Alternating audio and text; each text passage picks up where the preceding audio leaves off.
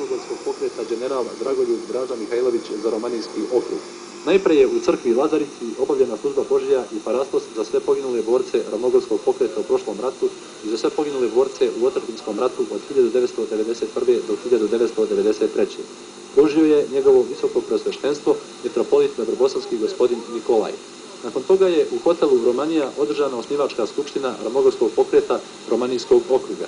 I ovog puta istaknuto je da je ravnogorski pokret bio mnogo više od vojne organizacije i da je to bio pokret koji se borio za spas srpskog nacionalnog i duhovnog bića.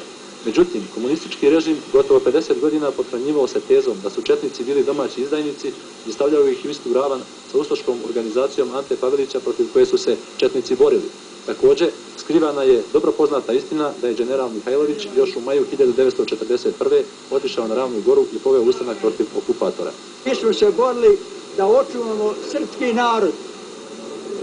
Ustaše su sa svih strana išli kako bi da nas uništi taj srpski narod, a mi smo se morali ustati, čađe puške uzeti, ko imao pušku, ko nije vile, viljuške, sve smo uzeli i oteli smo sopstveno to oružje. Moram vam reći da je Tito poslao svoje emisare 1942. godine na Ravnu Romaniju gdje se odijelio srpski narod. Iako ovi ljudi koji su ošli na stranu Draže samo su čuvali svoja ognjišta i branili srpsko. Smatram da je nastavak ovoga rata upravo nastavak 1942. godine. Jer tadašnji četnici, kako su izvali, borili se za srpsko i za jedinstvo srpskog naroda.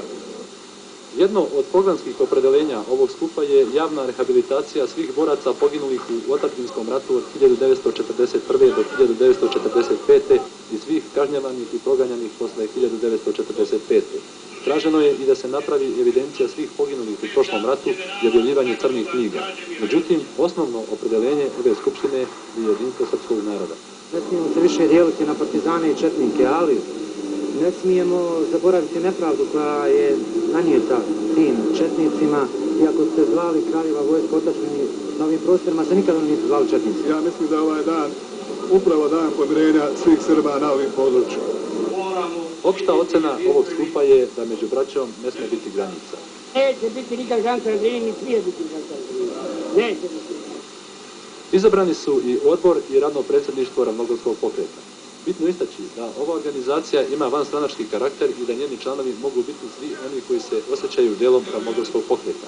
Na kraju, još jednom je podvučeno da su u godini kad se navršava 100-godišnjica od osnivanja pokreta njegovi osnovni ciljevi jedinstvo srpskog naroda i borba do konačne pobjede, a moto djelovanja je sve za srpstvo, a srpstvo ni za šta.